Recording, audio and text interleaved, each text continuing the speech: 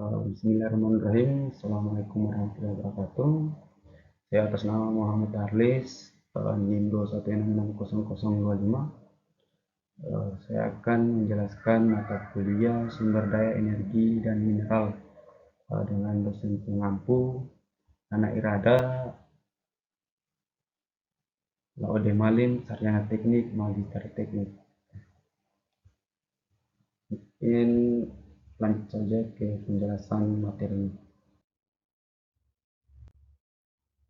Dasar-dasar sumber daya. Resource menurut Soerini Negara 1977 ialah sumber persediaan baik cadangan maupun yang baru.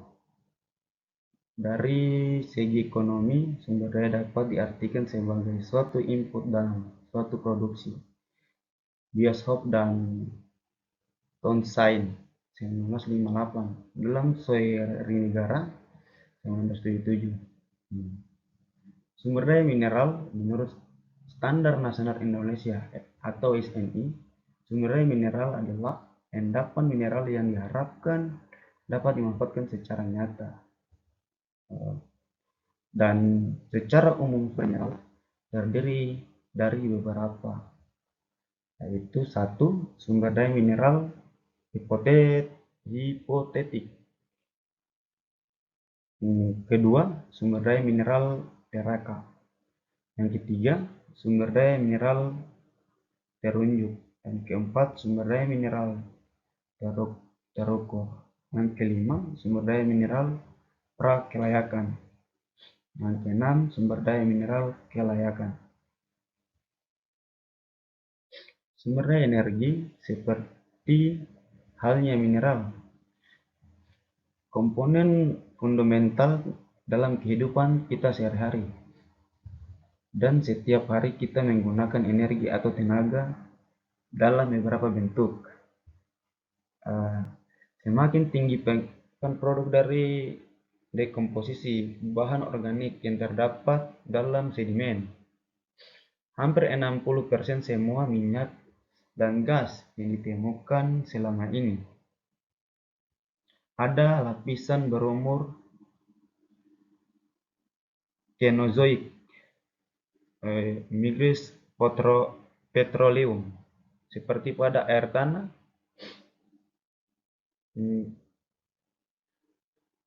minyak bumi. Proses pembentukan minyak bumi memerlukan waktu jutaan tahun. Minyak bumi berasal dari waktu jutaan tahun. Mikroplankton dalam kurung ganggang yang terdapat di danau, teluk rawa, dan laut yang dangkal.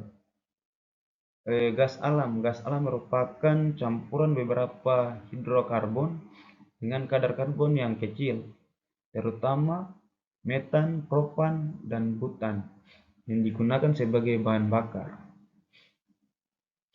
Batu bara, sebagian besar batu bara berasal dari tumbuh-tumbuhan tropis masa prasejarah, masa karbon.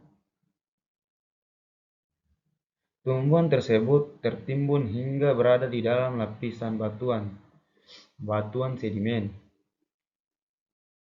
Manfaat mineral. Mineral bagian dari kehidupan kita sehari-hari. Ribuan hingga ratusan ribu ton mineral yang dibutuhkan dan seluruh dunia sangat tergantung padanya. Ini adalah gambaran yang bisa diambil dalam kehidupan sehari-hari yang berada di gambar yang ada di sebelah kanan layar.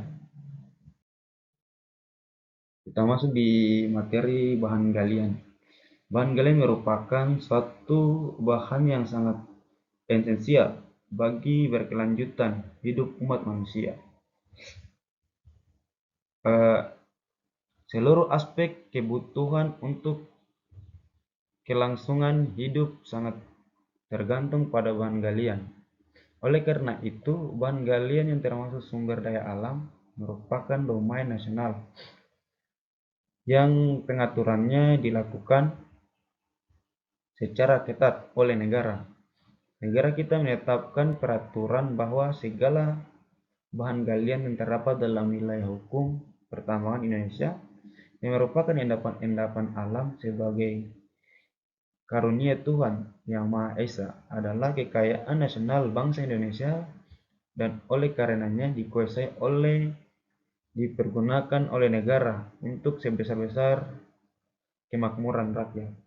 Dan di bawahnya adalah contoh gambaran bahan galian industri. Menurut Undang-Undang Nomor 11 Tahun 1967, bahan galian adalah unsur-unsur kimia, mineral, biji-biji, yang segala macam batuan termasuk batu mulia yang merupakan endapan-endapan alam. Ada dua poin di sini. Yang pertama, bahan galian utama atau bahan galian yang diusahakan jenis bahan galian yang menjadi komoditas utama yang sesuai dengan perizinan pada suatu kegiatan pertambangan. Yang kedua, bahan galian lain, endapan bahan galian yang berada di bawah wilayah izin usaha pertambangan, namun tidak termasuk bahan galian yang diusahakan. Dari deskripsi bahan galian di atas, maka bahan galian diklarifikasikan menjadi 3 macam. Yang pertama, bahan galian yang berbentuk padat, contohnya emas, perak, batu bara, timah, tembaga, dan lain-lain. Yang kedua, bahan galian yang berbentuk cair, contohnya minyak bumi dan iodium. Yang ketiga, bahan galian yang terbentuk gas.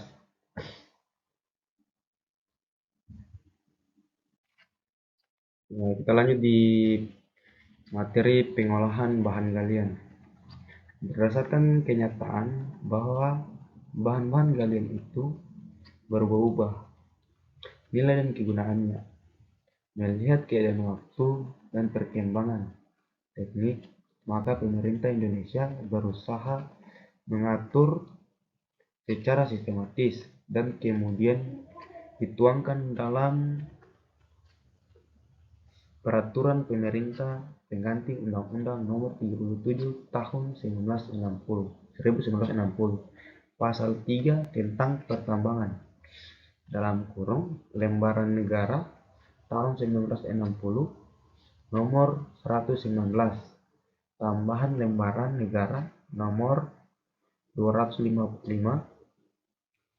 hanya ditentukan rangka atau wadah dari penggolongan bahan-bahan galian itu dengan membagi bahan-bahan galian itu ke dalam 3 golongan, yaitu 1. Golongan bahan galian yang strategis. Yang kedua, golongan bahan galian yang vital. Yang ketiga, golongan bahan galian yang tidak termasuk golongan A atau golongan B. Bahan galian diperoleh dari kerak bumi atau dari dalam bumi dan di permukaan bumi sebagai suatu sumber daya alam, membutuhkan kegiatan penambangan dan sebagian besar membentuk proses ekstraksi untuk dapat digunakan dalam kehidupan sehari-hari dan untuk mendukung perekonomian dan keamanan nasional. Bahan galian atau mineral disebut juga bahan tambang yang dapat dikelola melalui usaha pertambangan yang berizin menurut Undang-Undang Nomor 4 Tahun 2009 dan PP Nomor 23 Tahun 2010. Pertambangan mineral dan batu bara dikelompokkan ke dalam 5 golongan komoditas tambang. Yang pertama, golongan mineral radioaktif. Yang kedua, golongan mineral logam. Yang ketiga, golongan mineral non-logam. Yang keempat, golongan batuan. Yang kelima, batu bara. Golongan bahan tambang terbagi atas 3 golongan. Yang pertama, golongan A, minyak bumi, batu bara, gas alam, nikel, timah, dan aspal. Golongan B, besi, platina, tembaga, emas, dan perak, belerang. Yang Golongan C, pasir, marmer, gypsum, kaolin, dan fosfat. Golongan bahan galian itu masuk daripada golongan bahan galian tambang. Ini adalah peta gambaran dari zona-zona mineralisasi yang berada di Indonesia. Dapat dilihat pada gambar yang ada di layar. Kita masuk daripada sumber daya energi. Energi menurut kamus Science adalah pergerakan atau kemungkinan untuk menciptakan pergerakan, atau dalam bidang ilmu fisika, energi merupakan kapasitas untuk melakukan pekerjaan. Energi ada dua bentuk, yakni energi potensial dan energi kinetik. Energi potensial yakni energi yang dimiliki suatu objek karena posisinya relatif terhadap objek lain berupa tekanan dari objek itu sendiri atau faktor lain. Sedangkan energi kinetik, energi gerak, energi yang dimiliki oleh sebuah benda karena gerakannya. Secara fisika, energi selain dalam bentuk energi potensial, energi kinetik, thermal, listrik, dan kimia, nuklir, atau berbagai bentuk lainnya. Sumber-sumber energi konvensional tidak ramah lingkungan karena menimbulkan polusi udara, air, dan tanah yang berdampak kepada penurunan tingkat kesehatan dan standar hidup. Kita masuk daripada klasifikasi umum sumber daya energi. Dapat dilihat pada tabel yang berada di layar.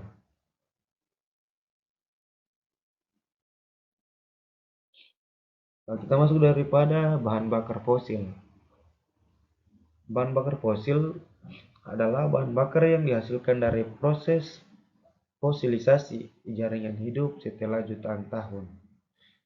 Bahan bakar ini pula fosil terdiri atas batu bara, minyak bumi, dan gas alam. Bahan bakar fosil yang awalnya dikenali oleh manusia adalah batu bara. Pada awalnya batu bara dibakar untuk menghasilkan energi panas untuk menghangatkan gua-gua tempat tinggal manusia. Pemanfaatan energi batu bara semakin meningkat perannya dalam revolusi industri di abad ke-18. Sangat besar terutama dengan ditemukannya mesin uap.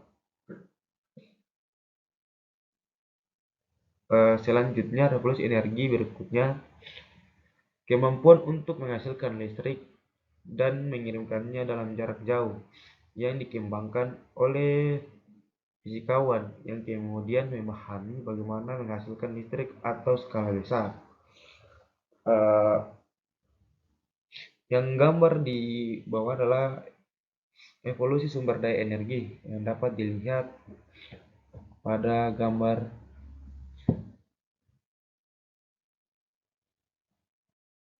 Selanjutnya terjadi pergeseran atau perubahan pemanfaatan sumber energi untuk memenuhi kebutuhan ekonomi dan masyarakat. Meningkatkan kemajuan teknologi juga berimbas pada penemuan dan pergeseran sumber energi yang awalnya hanya mengandalkan sumber energi berupa fosil fuel yang berupa batu bara, bongkah, atau briket, kemudian beralih menjadi bentuk cair, minyak bumi, minyak batu bara, dan kual water fuel, dan bentuk gas, gas alam, kual gas, sistem cis, dan hidrogen yang memiliki tingkat efisiensi yang berbeda-beda.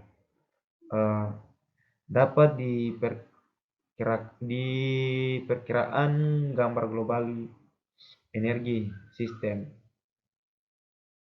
dapat dilihat pada gambar yang ada di layar.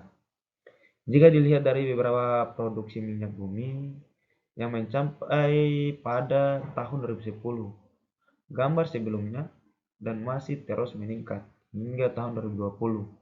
Dan karena minyak bumi dan batu bara berupa sumber daya energi tak terbarukan, maka dapat dipastikan bahwa sumber daya ini terbatas dan semakin menipis.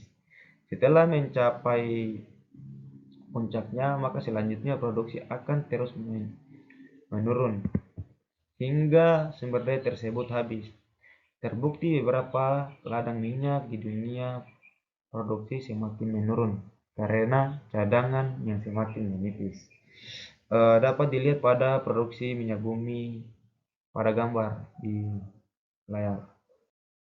Uh, Itulah yang dapat bisa saya jelaskan pada materi ini. Dan berikut cuplikan video animasi penggunaan sumber daya energi di kehidupan sehari-hari dengan ucapan billahi taufiq wal hidayah. Wassalamualaikum warahmatullahi wabarakatuh.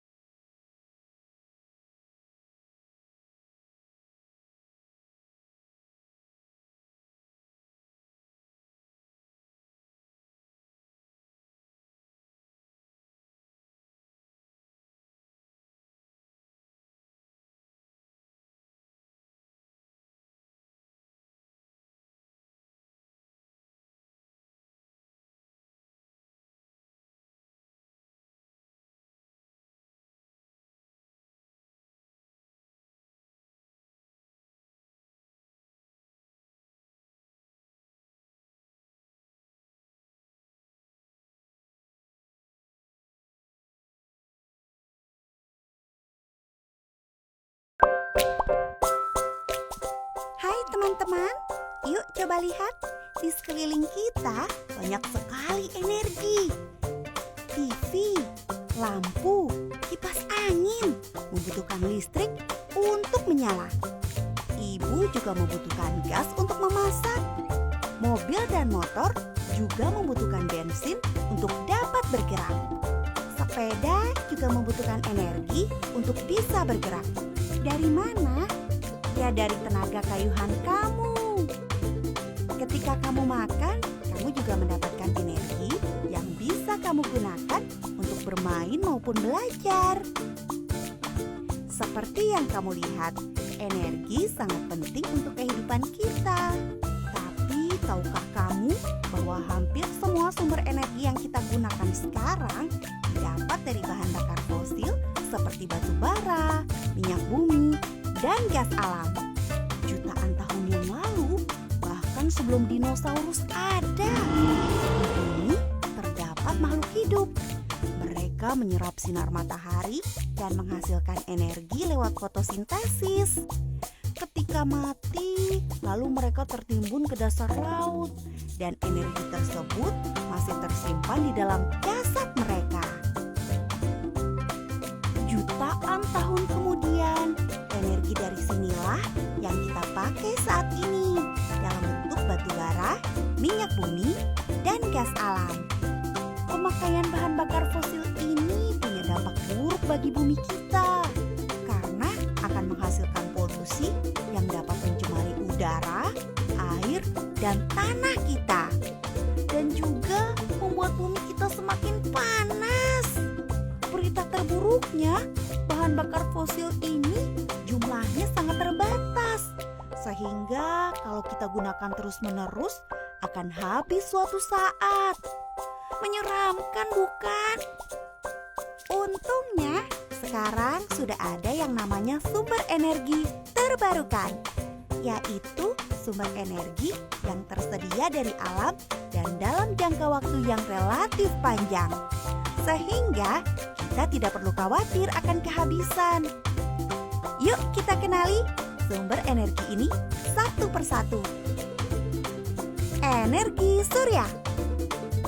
Tahukah kamu, ternyata sinar matahari selain sering digunakan ibu untuk menjemur baju, dapat kita manfaatkan sebagai sumber energi.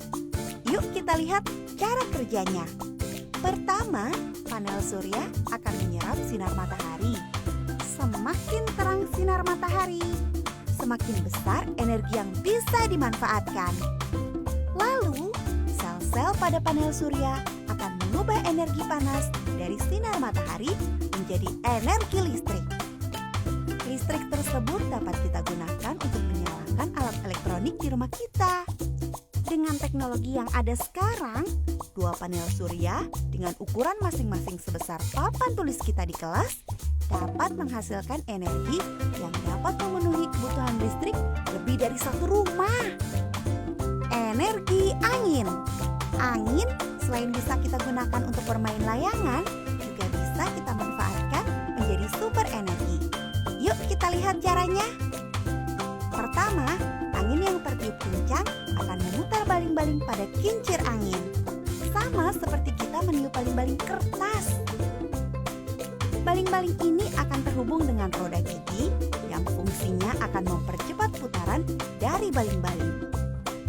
Dari roda gigi itu akan terhubung ke generator yang fungsinya mengubah energi gerak itu menjadi energi listrik. Energi listrik dari tenaga angin ini dapat memenuhi kebutuhan listrik di rumah kita sehari-hari. Energi arus air. Di sungai, selain kita bisa bermain air dan berenang, ternyata juga bisa dimanfaatkan menjadi energi listrik. Gimana sih caranya? Energi dari arus air ini menggunakan tenaga air sebagai penggeraknya, seperti dari sungai atau danau. Arus air ini akan memutar kincir air. Kincir air ini akan terhubung ke generator yang fungsinya mengubah energi gerak itu menjadi energi listrik. Energi listrik dari tenaga air ini dapat digunakan untuk memenuhi kebutuhan listrik di rumah kita. Energi biomasa. Energi biomasa ini artinya energi yang bersumber dari makhluk hidup. Banyak sekali sumber energi biomasa ini. Contohnya kotoran hewan ternak, limbah pertanian, limbah hutan, sampah sisa makanan. Kok bisa ya? Yuk kita lihat cara kerjanya. Pertama, kotoran hewan ternak, limbah pertanian, atau sampah sisa makanan tersebut dikumpulkan dalam sebuah tabung. Di dalam tabung tersebut terdapat bakteri yang akan menguraikan bahan-bahan tersebut menjadi gas metana.